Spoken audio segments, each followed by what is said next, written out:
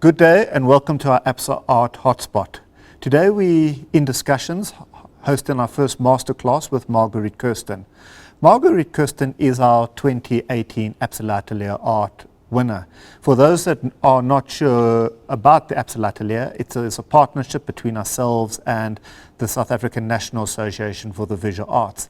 And it is a competition that is aimed at identifying, nurturing and assisting artists from across the African continent. It's been running for 34 years, and for any artist that is really interested in building their career and getting a foothold into the art industry, we would encourage them to enter the competition.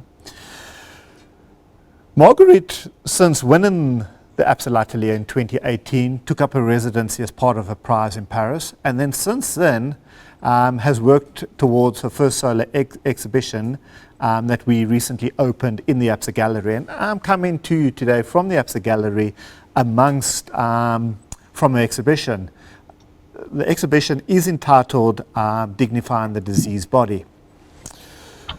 So I'd like to welcome Marguerite. Hi, Paul. Hi, how are you? Fine, thanks, and yourself? Good, fantastic, and welcome. And I'm glad you could join us from your studio in Cape Town. And as I said, you know, when we did the opening couple of days back, it looks like you're sort of sitting in a laboratory there more than an art studio. Definitely, yeah. I like a clinical mad scientist experiment and environment. As an artist, we do experiment, and so I like to experiment scientifically as well.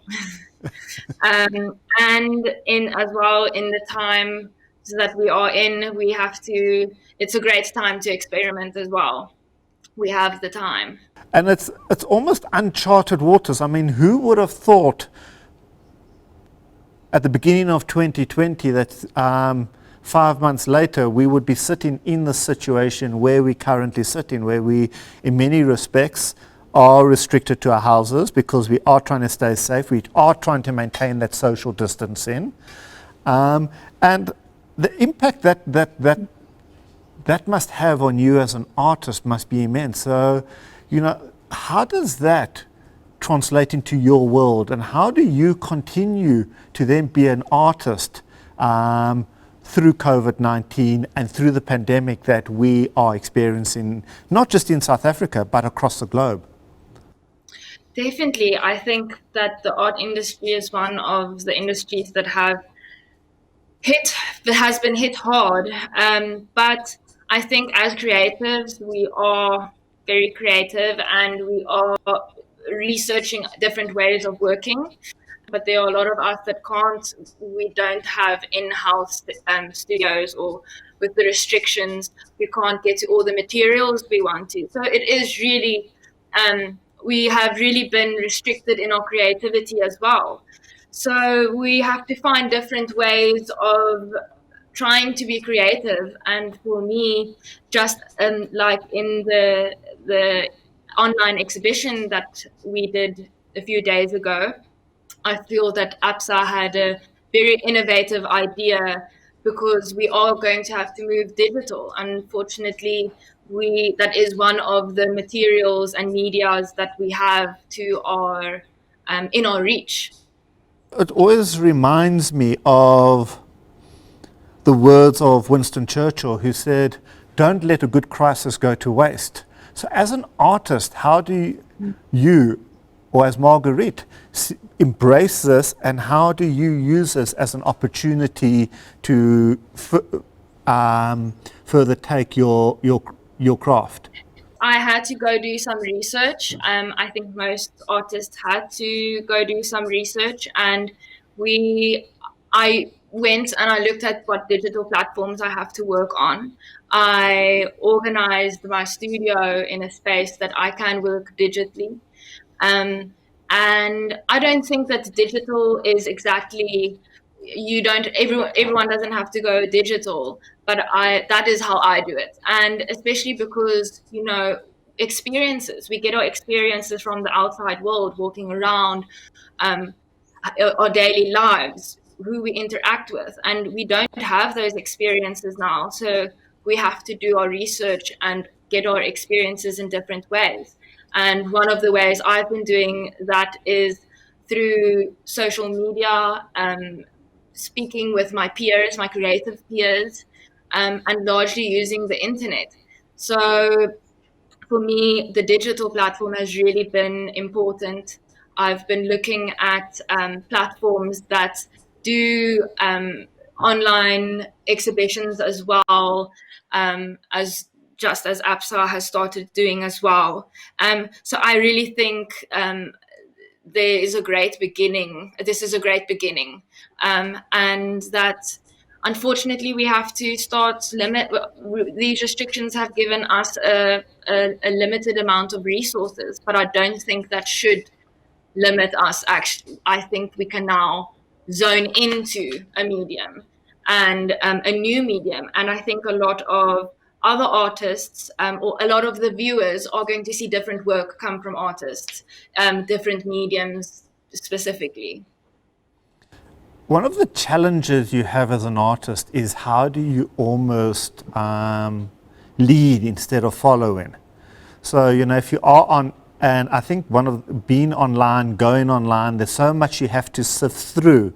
How do you then take it to say, okay, yes, I'm getting my ideas or my experiences now, because very much as you said, an artist brings the experiences into their work. So how are you now bringing those experiences or what you're learning or seeing online, bringing it into your work, but at the same time remaining ahead and almost leading and not allowing that to influence your work as much? My creative partner and I, we have started a digital platform. So that's where I mean digital. But we have decided to use, so where I get my inspiration from is talking to my creative peers, like my creative partner, Manuela Ladu, who is in Berlin, Germany, Berlin. And we spoke about, we were discussing the troubles we are having as artists to create, and we came to the conclusion that everything we're discussing now is content. It is art, and the mediums that we're talking to each other on, house party, Zoom, WhatsApp call, video call, Google Hangouts. We're starting to explore the digital media. So we've started this page, Instagram page, MAME Collective, and we have been doing some specifically Zoom art pieces, and we have been directing each other. It's not just taking screenshots. It's you have to, most of the time you don't see what you're doing. Most of the time you have to communicate with this person. So I think that in the time of the pandemic, it really created an intimate way of creating with others. And it's not collaborating, it's co-creating, I think. And so we've been using that media, the quality of camera, and the juxtaposition of how you can move the frames, and using our bodies to create content that specifically also that is valid to what I am doing. It's about the body. It's about how we react to our times, how our bodies are reacting to the time. And you and Manuela, were you working with each other prior to the outbreak of COVID, or is this a recent collaboration now? So Manuela and I used to study together in South Africa at Stellenbosch. And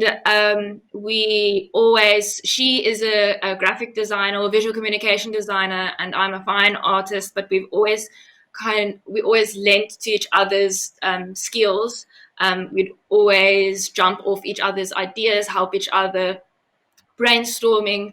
And so this is actually a passion project of ours, and we just never really had the time to figure out exactly what we wanted to do, what content we wanted to discuss, how we would want to approach it. And then when we suddenly had all this time, which we all have a lot of, we had the conversation of what do we want? What there's so much we can say now. There's actually so many resources to discuss. Firstly, the abject intrigue and the body, a space to create intimately, and so yeah, it was a passion project that through COVID-19 came to fruition. And it's interesting. I mean, you mentioned there, and I think I'd like just to focus a bit on there for a moment, is that Manuela was or is a graphic designer. Yourself as an artist, but on the one hand, on the other aspect, when we're looking at the work that we sit in it within the Absa Gallery here now, your exhibition Dignifying the Diseased Body, you're also taking your work from what one would say purely art into science as well. I mean, I'm sitting here around this particular exhibition where we're looking at slivers or dissections of kidneys, pig kidneys and things like that. So it's how you've also crossed breaking the silos, graphic design, art, science, and managed to bring that all into your work as well. Exactly. I think that in this time as well, I think the limitations that were given to us, it also gives us the opportunity to branch out. And I think that, as I previously said, that artists are, you're definitely going to see some different mediums coming from artists. I think a lot of us are moving digital or are going to not do photography, but exhibit our work or bring it to the world on a digital platform. For a long period of time, I don't think that it's going to be a very quick transition into the traditional way of exhibiting. And before COVID-19, we were already moving into a digital platform. So I think this is a good way of testing the waters, essentially. I mean, the beauty of it is it allows you suddenly to take your work to an audience that before you would potentially never have reached, you know. I mean, now you, as you said, you put in it onto various social media platforms and so on. It allows for that opportunity, one, for a different audience to engage, but also for an audience to be a new audience to be educated around what is art in that sense. I think this is going to give everyone a wider aspect of what is art. And I know that I've been dealing with the subject of my work being scientific, but also being art and also being analytical but creative. So I think there's a lot of people that are going to have to branch into that. I feel that it works for me to plan, be analytic, and I think that's where digital also works, is why I felt like it was such a good place to be at the moment or to work in as a platform. And there are definitely opportunities arising. There are platforms like Art Connect that are worldwide where artists can look for opportunities, not just jobs, but grants and funding, and they all are pandemic based, or they are trying to make it more accessible for artists. And where most of the world would see ourselves as almost being isolated and separated because of the pandemic, what you bringing through is the pandemic's almost created an opportunity of bringing artists together. Because suddenly you are looking at opportunities to collaborate, opportunities to work together, and almost working towards a common purpose. Exactly. I think that especially we only have, and that's why I'm focusing on social platforms where we communicate with our other creative peers, like or colleagues, creative colleagues as well. We have the internet and we have our colleagues, and so it is a very intimate place, and we can create a space where we can discuss and create together. So there's interesting things that happen with the way you perceive people now. It's not the same as seeing them in the coffee shop, and so that makes interesting ways of co-creating as well and having conversations. Fantastic. And maybe just in closing, Marguerite, for artists, budding artists across the African continent, what would be your parting message be to them now? I would definitely say communicate with your creative peers. I think we all can make amazing content together. And I truly believe that it's something also that I would like to do, is create a forum where creatives can, in South Africa, or not South Africa, Africa, can do collaborations together and find a new way of making art in the time that we're actually restricted to make art.